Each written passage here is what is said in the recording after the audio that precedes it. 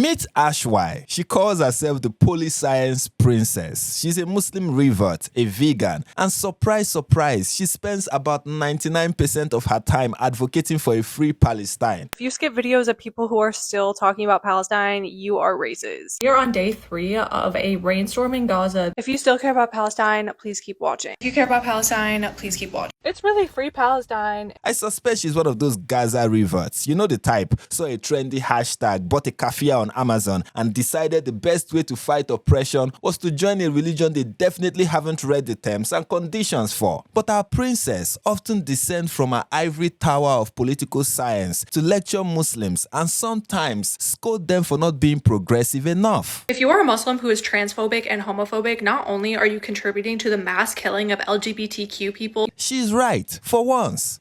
Muslims do contribute to the mass killing of LGBTQ people. But here's the kicker, Ashwai. They don't have to be transphobic or homophobic to do it. They just have to be the majority. When our poly-science princess imagines queer people being killed, she pictures a mean comment on TikTok. But reality features the 64 countries that currently criminalize same-sex consensual activity. And guess what? 34 of those are Muslim majority. But for the grand prize, every country that has the death penalty for being gay, you guessed it, Muslim majority Sharia compliant hellholes. But sure, it's just a few homophobes online that are causing the problem, right?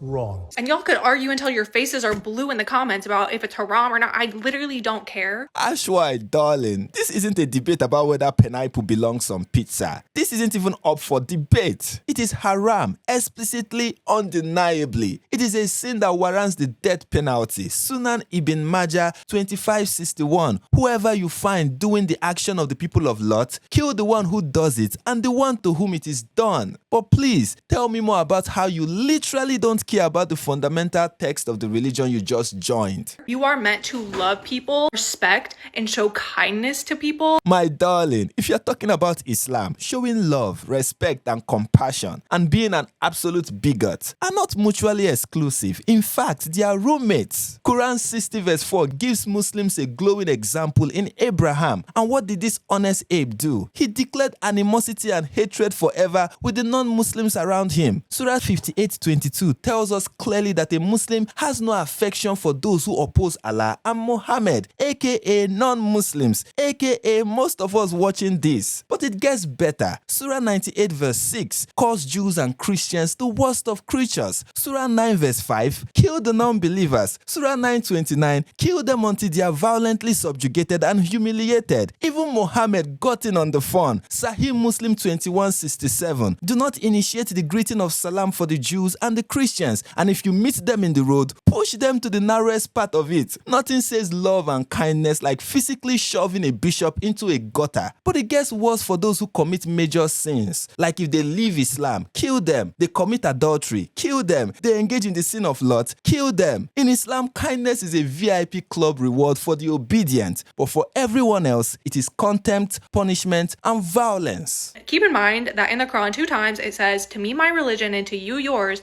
and there is no compulsion in Islam. It's literally haram for you to impose your religion and your beliefs on other people.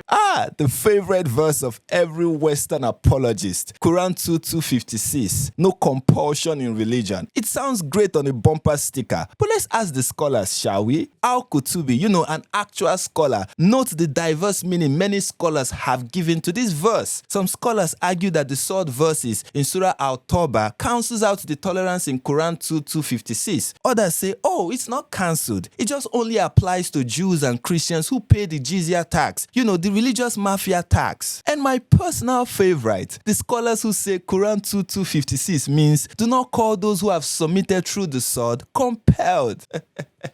But yes, the interpretation of this verse is diverse, but none of them negates the compulsion of Sharia law, not to talk of calling it haram. The only haram on site is same-sex activity, which attracts the death penalty. In Islam, this isn't compulsion. Muhammad calls it justice. No one's asking you to be trans. That's not how Islam works, princess. Islam doesn't do live and let live. It does command the right and forbid the wrong. Sahih Muslim 49a. If you see evil, change it with your hand. If If you can't, your tongue. If you can't, hate it in your heart, which Muhammad calls the weakest of faith. So being hostile towards sinners isn't being a jerk. It is the minimum requirement to be a believer. And regarding trans people, Muhammad explicitly cursed men who imitate women and women who imitate men. Ashwai, you treat Islam like a hobby, like kneading or veganism. But Islam is a totalizing legal system. Hostility towards the forbidden isn't bigotry. It is allegiance to God. You are also pushing away people who are trans, who are gay, from becoming Muslim. Oh no, a religion that mandates the death penalty for gay acts is pushing away gay people. Shocking. But what is a Muslim supposed to do? Lie? Is Ashwai advocating for theological fraud? Does she want Muslims to sell a safe space version of Islam to bait people in, knowing full well the fine print demands their execution? That's like selling tickets to a pool party but forgetting to mention that the pool is filled with acid. Whether you like it or not, there are LGBTQ Muslims who are part of our Ummah. They are just as Muslim as you are. No, they are not. Now I know, we could talk about the spicy story of Muhammad's rendezvous with the Zut men, where reports say they rode him all night. But the same prophet said, kill the one who does it and the one to whom it is done. His companions didn't debate whether they should kill gay people. They debated how. Abu Bakr and Ali, they suggested burning. Ibn Abbas, he voted for throwing them off the highest building and then stoning them. So how can gays be a valid part of a community that is religiously mandated to end their lives? Their existence is a fact, sure, but their validity in Islamic law, that's the figment of Ashwai's imagination. And at the end of the day, Subhanahu Rabbi Allah. Allah is greatest, Allah knows best, and you need to humble yourself. The irony is suffocating. If Allah knows best and Allah commanded the execution for the sin of the people of Lut, then humility means accepting that judgment. And Quran 4:65 clearly says, you don't truly believe until you submit to Muhammad's judgment with no discomfort. So Ashwai, you are the arrogant one here. You are placing your Western moral feelings above the judgment of Muhammad. To say we shouldn't judge when the 7th century final prophet demands judgment is a refusal to submit. If Muhammad says kill them, a true humble Muslim must suppress his empathy and say Allah knows best. If your version of religion has to do with being a bigot that gets people killed, not hurting anyone, just being who they are,